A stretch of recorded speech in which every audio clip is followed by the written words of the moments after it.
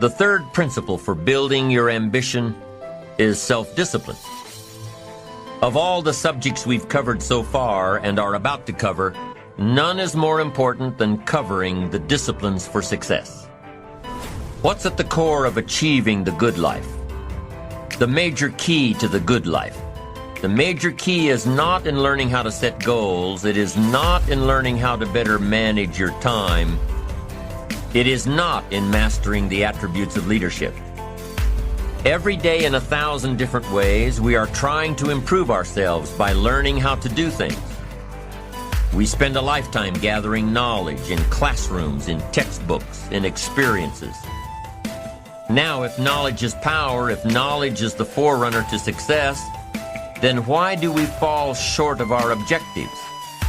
Why, in spite of all our knowledge and in spite of our collective experiences, do we find ourselves aimlessly wandering, settling for a life of existence rather than a life of substance? There may be many answers to this question. Your answers may be different than your associates or your spouses or your friends.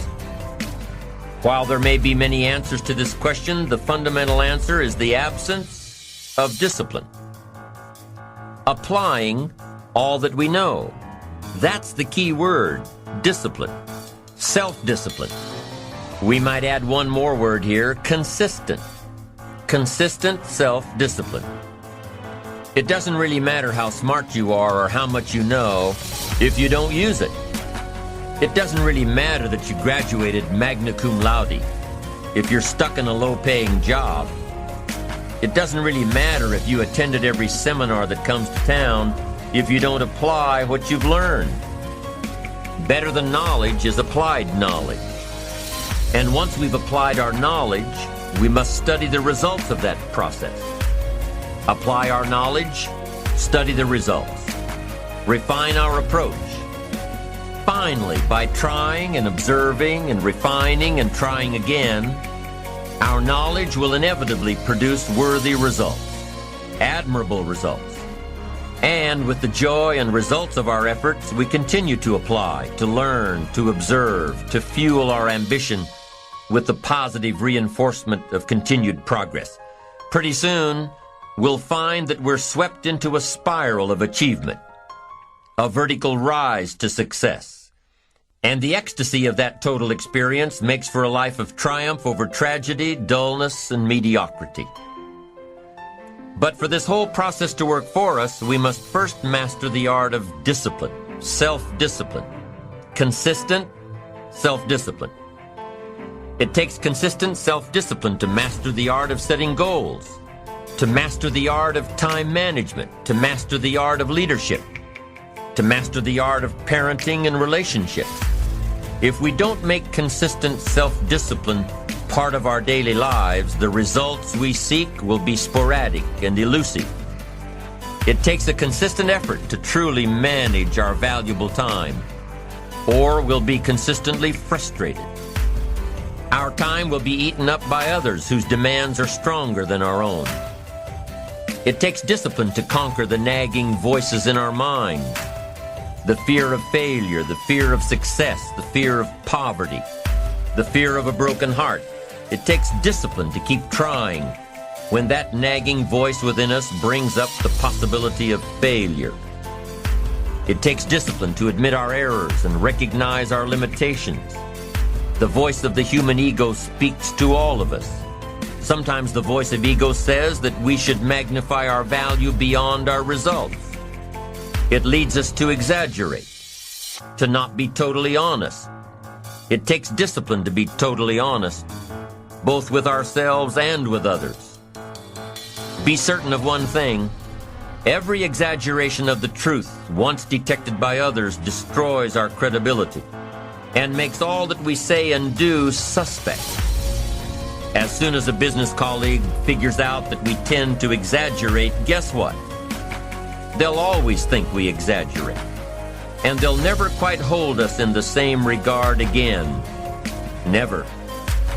The tendency to exaggerate, distort, or even withhold the truth is an inherent part of all of us. It starts when we're kids. Johnny says, "I didn't do it. I didn't do it." Well, maybe Johnny didn't do it, but he probably had something to do with it. And then it continues when we're adults, exaggerating the benefits of a product to make a sale, exaggerating our net worth to impress old friends, exaggerating how close we are to closing a deal to impress the boss. And only an all-out, disciplined assault can overcome this tendency. It takes discipline to change a habit, because habits are formed a little bit each day, every day, every day. Once habits are formed, they act like a giant cable. They act like a nearly unbreakable instinct that only long-term disciplined activity can change. We must unweave every strand of the cable of habits slowly and methodically until the cable that once held us in bondage becomes nothing more than scattered strands of wire. It takes the consistent application of a new discipline, a more desirable one, to overcome one which is less desirable. It takes discipline to plan. It takes discipline to execute our plan. It takes discipline to look with full objectivity at the results of our applied plan. And it takes discipline to change either our plan or our method of executing that plan if the results are poor. It takes discipline to be firm when the world throws opinions at our feet. It takes discipline to ponder the value of someone else's opinion when our pride and our arrogance leads us to believe that we are the only ones with the answers. With this consistent discipline applied to every area of our lives, we can discover untold miracles and uncover unique possibilities and opportunities. Now, if discipline is the key word and if discipline is the key action, then what exactly is discipline? One good answer might be that discipline is a constant human awareness of the need for action and a conscious act by us to implement that action. Discipline is an awareness of the constant need for action and a conscious act to implement that action. If our awareness and our implementations occur at the same time, then we begin a valued sequence of disciplined activity. Now here's the other side of discipline.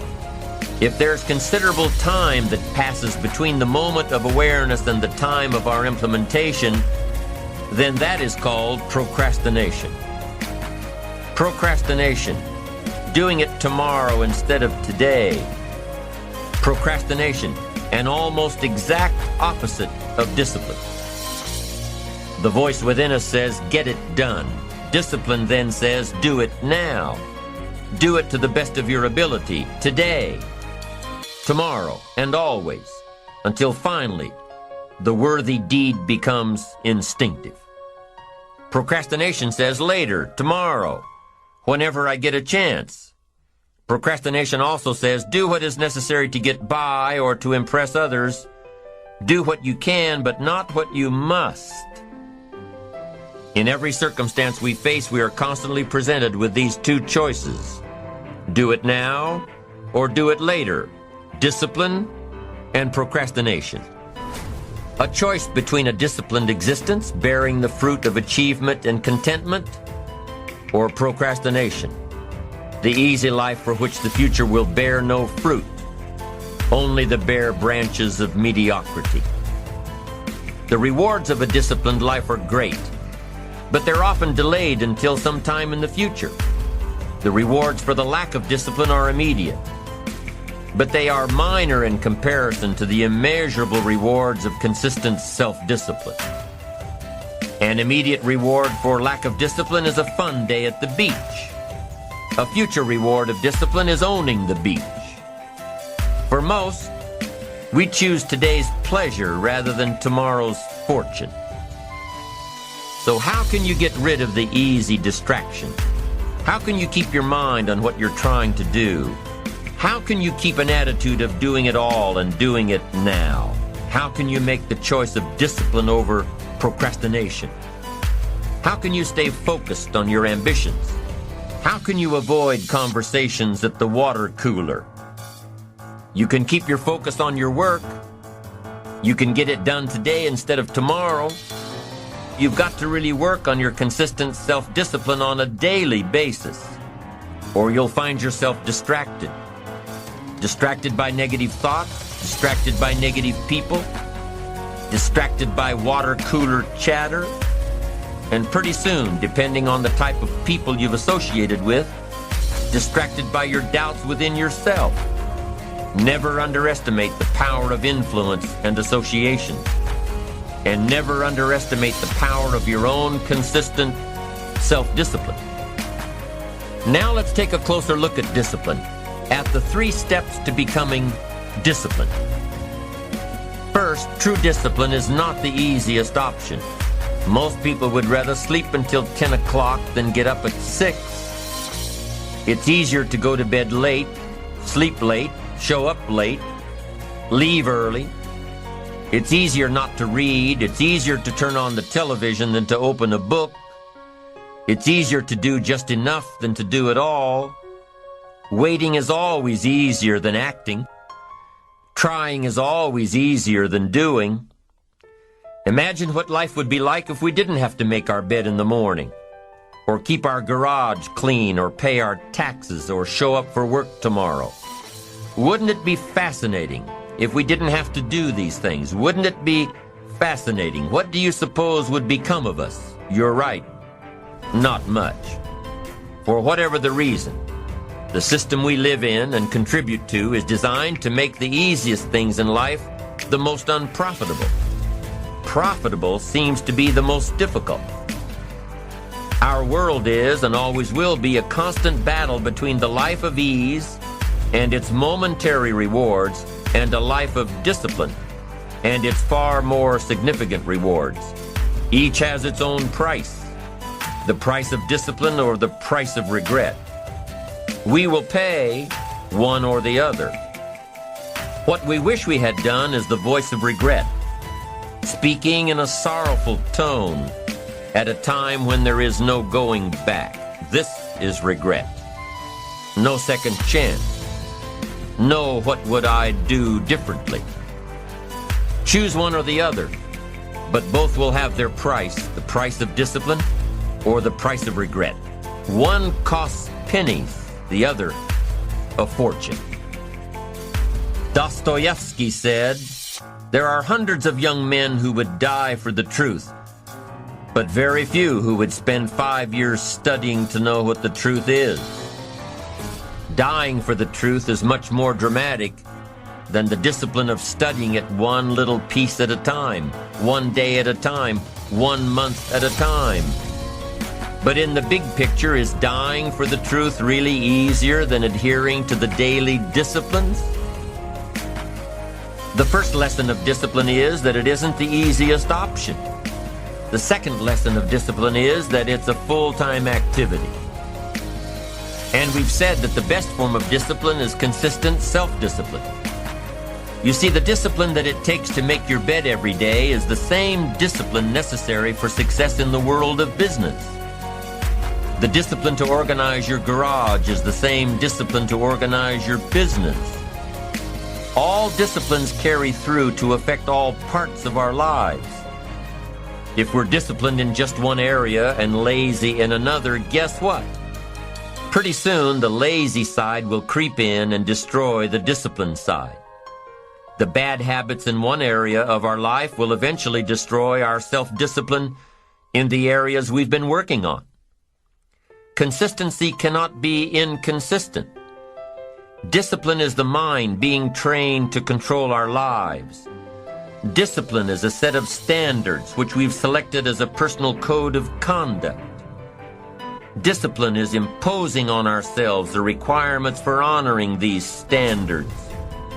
Once we've adopted these standards of behavior and conduct, we're committed to honor them. And if we don't, then there can be no disciplined activity. We find ourselves announcing our standards to our relatives, our friends, our associates. We shout our beliefs and condemn those who believe any differently, but then we don't walk the talk. We end up acting in a way far different from the beliefs we've shouted. We tell our kids that the TV is rotting their minds, yet we spend our evenings in front of it. We tell our employees that they must take advantage of every minute of the working day, yet we spend 3 hours at lunch. Do as I say, not as I do. This is inconsistent. This leads to a loss of credibility among those who watch us. And more importantly, this leads to a loss of credibility within ourselves. The only thing worse than one who is inconsistent in applying their self-imposed disciplines is one who has never considered the need or the value of discipline at all.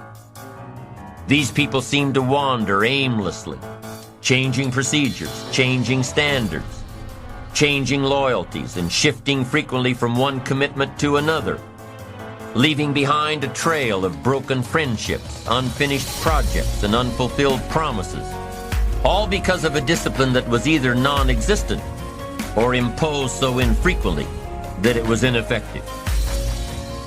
Here's the third step to becoming consistently self-disciplined. Number 1 is realizing that discipline isn't the easiest option. Number 2, discipline is a full-time activity, day by day, every day.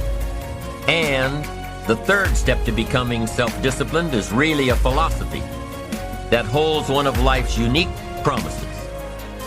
Number 3 simply says, for every disciplined effort, there is a multiple reward. That's one of life's great arrangements. It's like the law of sowing and reaping. In fact, it's an extension of the biblical law that says if you sow well, you reap well. Now here's a unique part of the law of sowing and reaping.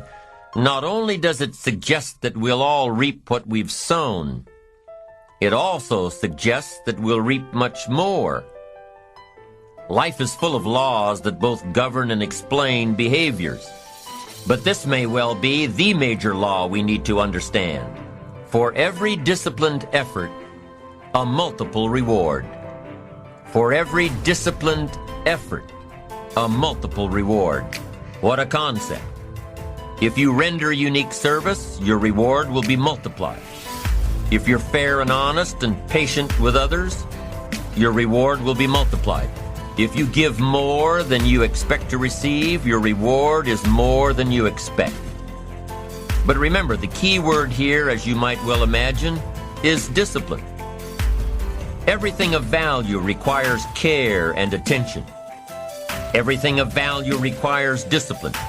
Children require discipline. They must have a structure built for them. They must have boundaries to work within so they feel secure and comfortable to explore and grow. They must learn to recognize what's right and what's wrong, what's acceptable behavior, what's not acceptable. Children require unwavering discipline, consistent discipline, or they'll be confused as to how they're supposed to behave. Likewise, our thoughts require discipline. We must set up our inner boundaries, our codes of conduct, or our thoughts will be confused. And with confused thoughts, we'll end up being confused, hopelessly lost in the maze of life. And confused thoughts produce confused results. Look around you at this very moment in time. What might you be doing that needs attention? Perhaps you're listening to this program as you drive along in traffic, blowing your horn at someone ahead of you who isn't driving at the speed you'd like to. Perhaps you're listening alone because you've had a disagreement with someone you love or someone who loves you, and your anger won't allow you to speak to that person. Wouldn't this be an ideal time to examine your need for a new discipline? Perhaps you're on the brink of giving up or starting over or starting out, and the only missing ingredient to your incredible success story in the future is a new and self-imposed discipline that will make you stay longer and try harder and work more intensely than you ever thought you possibly could. The most valuable form of discipline is the one that you impose on yourself. Don't wait for things to deteriorate so drastically that someone else must impose discipline into your life. Wouldn't that be tragic? How could you possibly explain the fact that someone else thought more of you than you thought of yourself? That they forced you to get up early and get out into the marketplace when you would have been content to let success go to someone else who cared more about themselves? Your life, my life, the life of each one of us is going to serve as either a warning or an example. A warning of the consequences of neglect, self-pity, lack of direction and ambition, or an example of talent put to use, of discipline, self-imposed, and of objectives clearly perceived and intensely pursued. Now, can too much discipline be a bad thing? Can you possibly be too disciplined? Too much of anything is a bad thing. Life without balance results in an unbalanced life. Walking around the block every day is good. Walking or running 6 hours a day is bad. It's obsessive.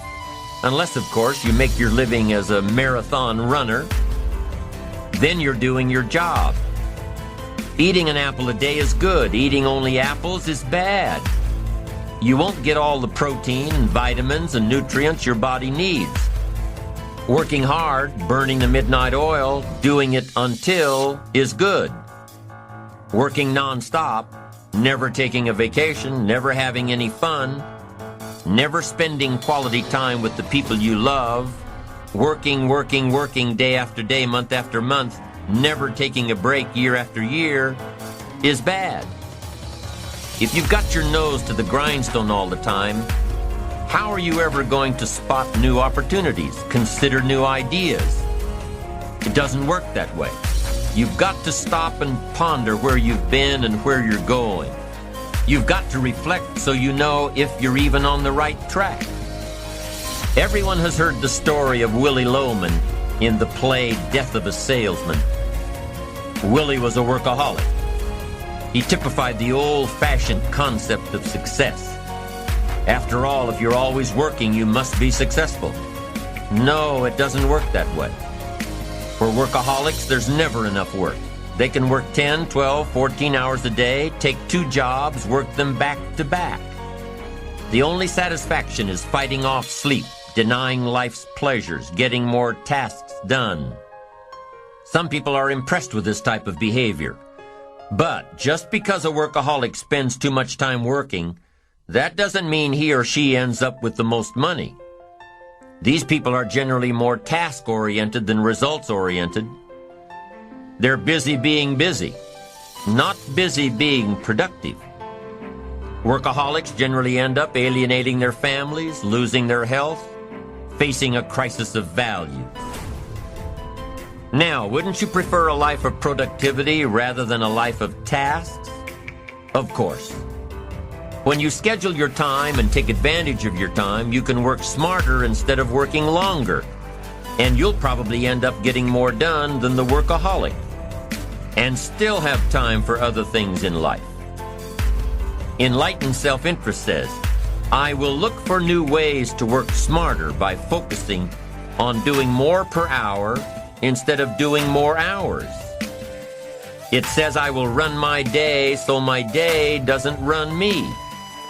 Enlightened self-interest also says that a life worth living comes from a life of balance and moderation. Too much of anything, even good things, will sooner or later throw you off track. Now, here's a key technique that you can use in your life to help keep you on the right track. This technique is called visual chain thinking. Ambitious people don't see each step toward their goals as a singular step. Each discipline as a singular discipline. Each project as a singular project. Each sale as a singular sale. With everything they do and with every discipline they adhere to, they see it all as part of a chain. A link in the chain of events and actions that will lead them to their final destination.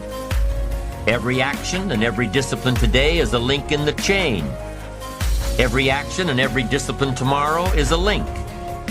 Every action and every discipline in the future is a link.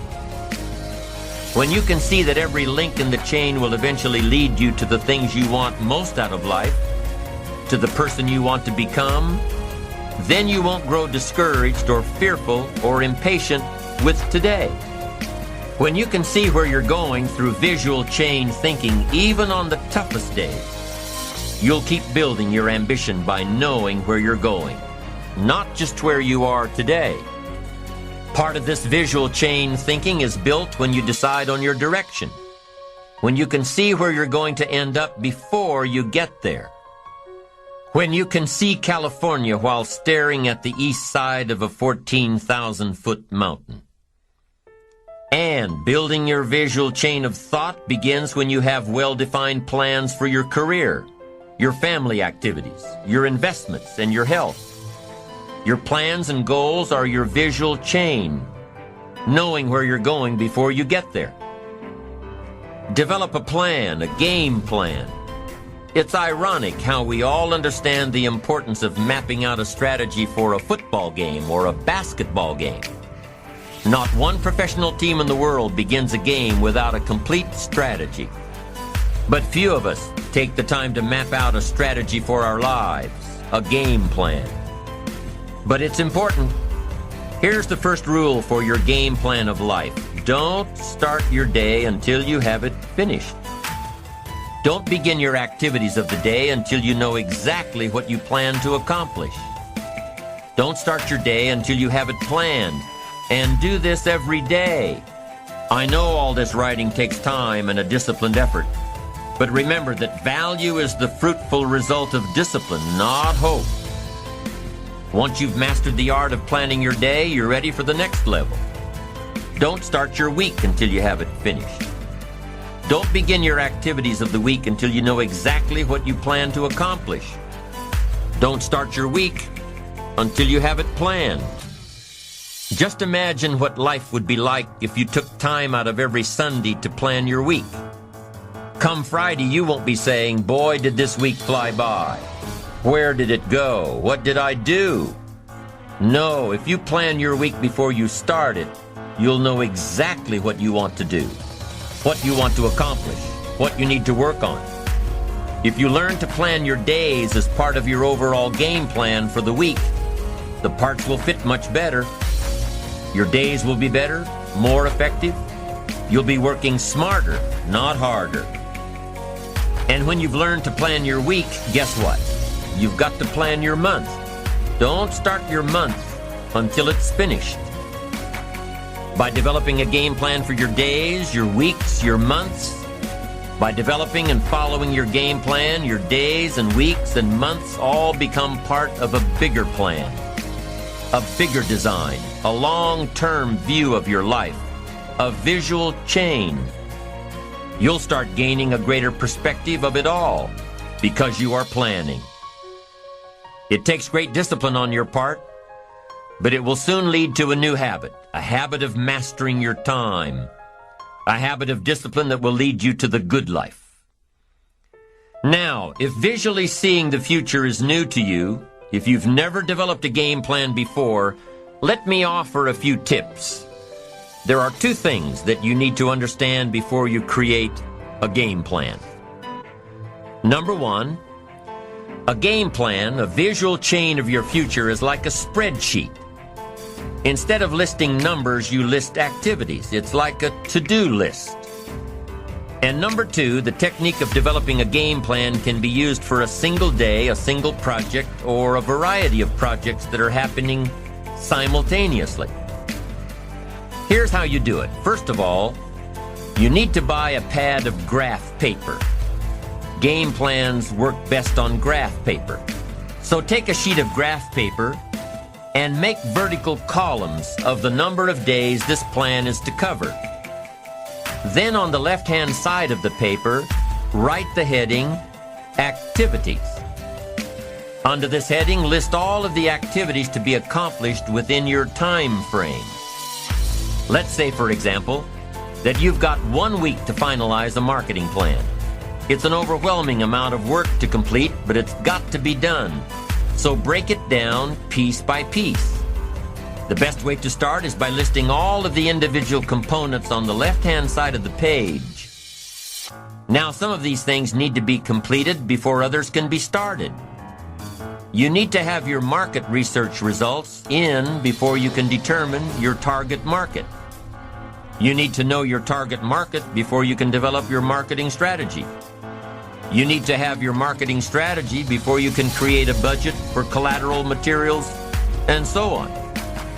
When you break down the project piece by piece, deadline by deadline, you can be more effective in delegating the appropriate pieces of the puzzle. And you can be more effective in doing your own work while orchestrating the rest.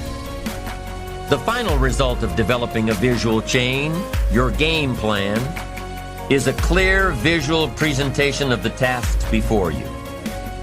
Keep your game plan in plain sight. Put it up in your office where you can easily look at it. Have a copy of it at home and tape it to the refrigerator. Keep a copy in your journal for quick reference.